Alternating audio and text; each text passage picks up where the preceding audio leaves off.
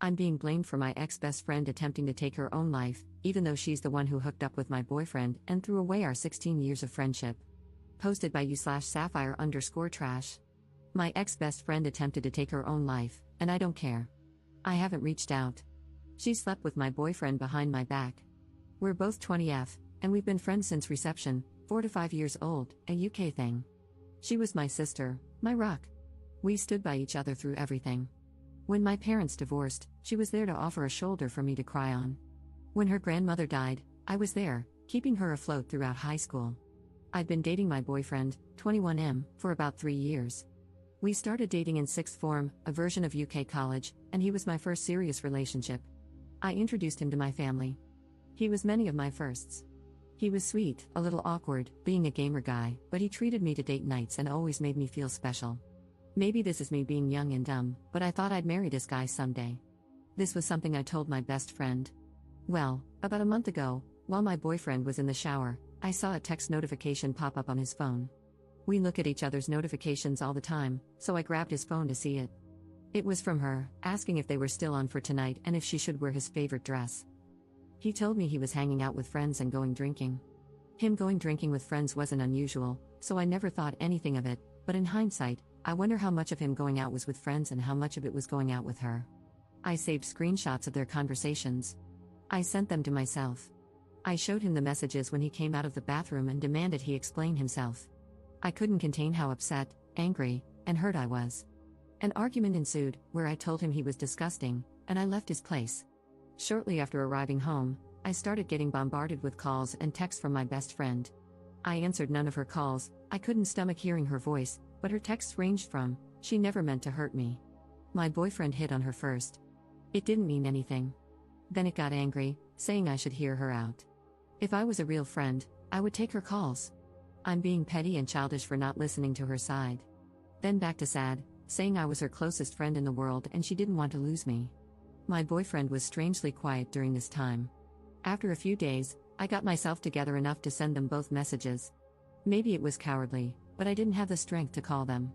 I told my now ex-boyfriend that we were done and I wouldn't give cheaters any chances with me. He responded by trying to call me, but after the third or fourth attempt, he gave up. He sent me a final message saying it wasn't that big of a deal, that they just fooled around, but agreeing he didn't want to date me anymore. My ex-best friend was more persistent after I told her I wanted nothing to do with her. Day after day, I'd get messages and calls from her. Demanding to talk. Demanding we resolve this. Demanding I not say anything to anyone. Saying she's stopped seeing him. Saying she'll unalive herself if I don't talk to her. Really messed up stuff. I ended up confiding in a mutual friend about what was going on because I was seriously beginning to wonder if I was being a bitch. This friend reassured me that my feelings were justified. However, I wasn't expecting this friend to spread around what happened. The gossip spread like wildfire, and a few days ago, my ex-best friend tried to take her own life. I said nothing. I haven't visited her in the hospital. I haven't sent any messages to her family. Now her older sister keeps messaging me, telling me I'm a heartless bitch for leaving her at her lowest. For not trying to prevent this. That everyone makes mistakes and that her sister didn't intentionally hurt me. Maybe it does make me a heartless bitch, but I don't care. I'm relieved she survived, but I'll never forgive her. I'll never forgive her betrayal. She destroyed our friendship when she slept with my boyfriend. Commenter. Good, don't contact her or her family, that's done for. You're not responsible for her mental health. And make better friends, not gossiping ones like the one who told everyone. Just cut them off. If your family tries to pressure you to be friends with her, warn them that you're not above going low contact with them. Block them all as well. Ops response. Unfortunately, I don't think the friend I confided in had intended for things to escalate so much. She really helped me understand that I wasn't being a terrible person for not giving my ex-BFF a second chance. She cheered me up and made me feel better, but she ended up telling the rest of our friend group, and after that, it was like Pandora's box had been opened. I've blocked my ex and my ex-BFF. I've also blocked her sister, and it's looking like I'll need to block one of her cousins too. This makes me a little sad because I was always so close with her cousins. My dad agrees with me 100% and told me I'm doing the right thing. When I told my mom, I could tell she was disappointed and tried suggesting that I talk to my ex-BFF, but I shut that down really quickly, and she backed off. Update 1 month later. Hey again. It's been a while. First, I want to thank everyone for all their comments and support. In hindsight, I now realize I wasn't being a beach, but in the moment, when I was being bombarded by texts and calls from her family, it's hard not to let those thoughts mess with your head. I didn't know if I was going to post an update, but some things have happened, so this might get a little long, sorry. Giving fake names, ex-BFF is Nikki, her older sister is Tammy, and ex-BF is Josh. I'll name anyone relevant as I go. So I mentioned in a comment that my mom wanted to speak to me later that day. I had a few replies warning me that she would try to pressure me into forgiving Nikki, and they were right. She came over to my dad's that evening and wanted a conversation in private. She asked if I'd spoken to Nikki yet. I said no. She asked if I was going to. I said no. I was trying to be as firm as possible because I knew what she was about to do. She asked, "Don't you think you should?" My response was, "No. I don't see why I should." I sent her a final message almost a month ago. This is where things began to really go south in the conversation. "Mum, love, she's in the hospital right now. She needs all the support she can get. You're meant to be her friend." I didn't even know about her condition until her mother called me. Me, really? I meant to be her friend after she slept with Josh behind my back? I didn't say anything about her because I didn't want to talk about her. "Mum, are you really going to hold on to a silly grudge? I understand she hurt you, but she's hurting so much more right now, love." Me, she's hurting? Mum, yes, you both are. I raised you to be a kind, forgiving person. Why can't you forgive her? Me, what? Like how Dad should have forgiven you? This wasn't my finest moment. I didn't bring it up before because it wasn't relevant, but the reason my parents' divorce was due to infidelity on Mum's end. And it wasn't just a one-time thing, not that it matters even if it had been, but my mum always believed Dad should have just forgiven her. I admit this was a low blow for me, and the conversation spiraled into an argument from there, with both of us saying some not-so-kind things to each other. Eventually, I decided the conversation was over because we were just going around in circles and heading into yelling territory, so I told her to leave and said I'd try talking to her again when we'd both calmed down. When she was leaving, she said this, "I hope you're not as cruel as your father." I'm typically not an angry person, but this infuriated and hurt me. I lived 50-50 between my parents. They both made sure I had everything I could need or want, but she felt her situation and struggles were undeserved. Dad never helped with bills or payments that didn't involve me. She expected more. Cheaters always do. I didn't say anything when she left. I just blocked her number and social media accounts and cried. She cared more about the girl who had hurt her daughter than about her own daughter. She realized pretty quickly what had happened and came back the next day, but Dad told her I didn't want to talk to her, true, and she had to leave. It took maybe half an hour before she finally left. The next few days, she kept trying to reach me through other people, but I stayed silent. The Friday after my post, I decided I felt calm enough to talk to her and unblocked her. We spoke over the phone, which wasn't as exciting as the conversation above. Basically, it was her apologizing and telling me she was wrong for trying to force me to forgive Nikki, that she'd respect my decision, but she tried to suggest I think about it. I very firmly told her I was not forgiving Nikki. She just said, okay. Things didn't really feel the same with us. I couldn't bring myself to be as chatty with her as I was before, and it didn't help that she kept giving me updates about Nikki.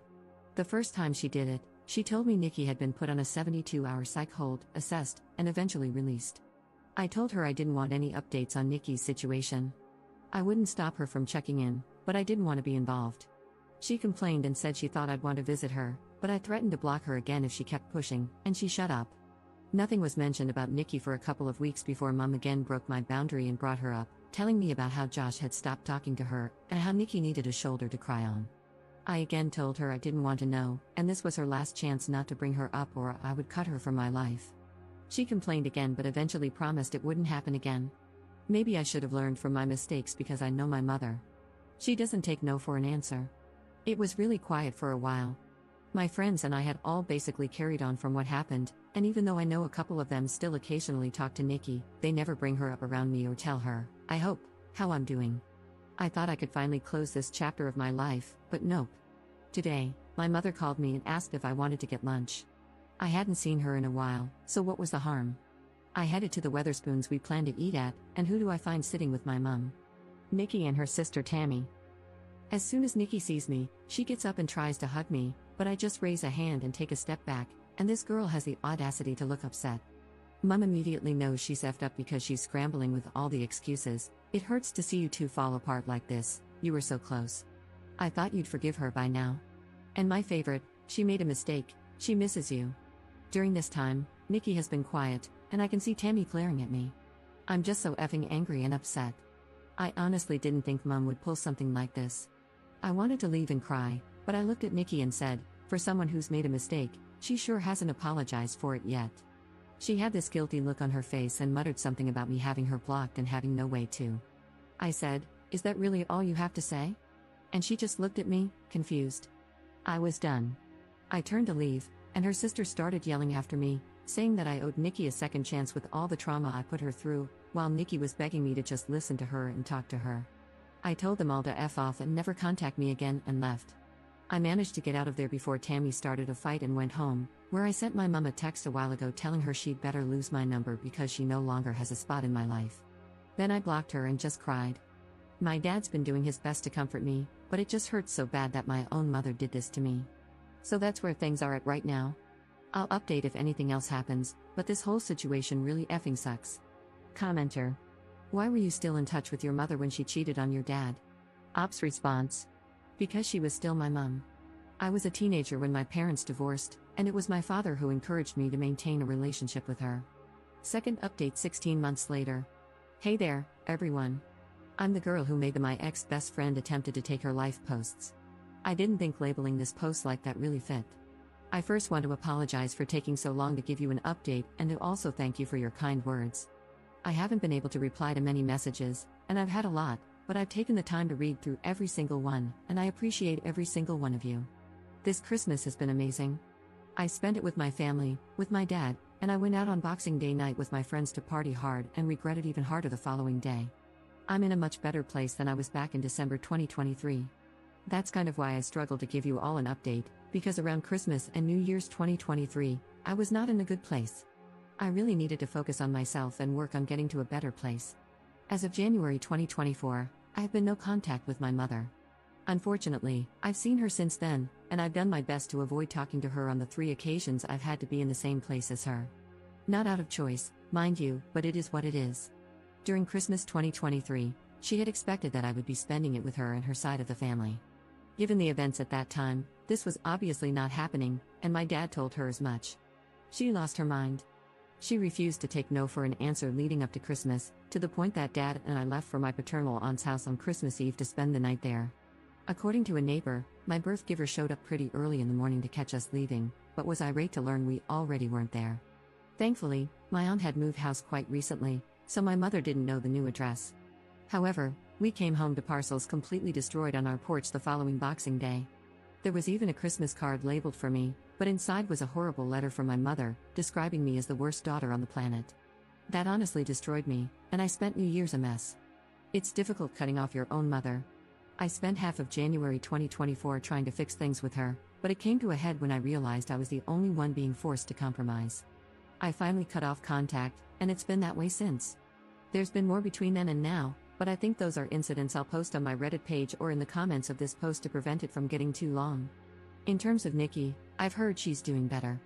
We've not spoken since my mother's lunch escapade, but she's found a job and, according to a mutual friend, a new circle.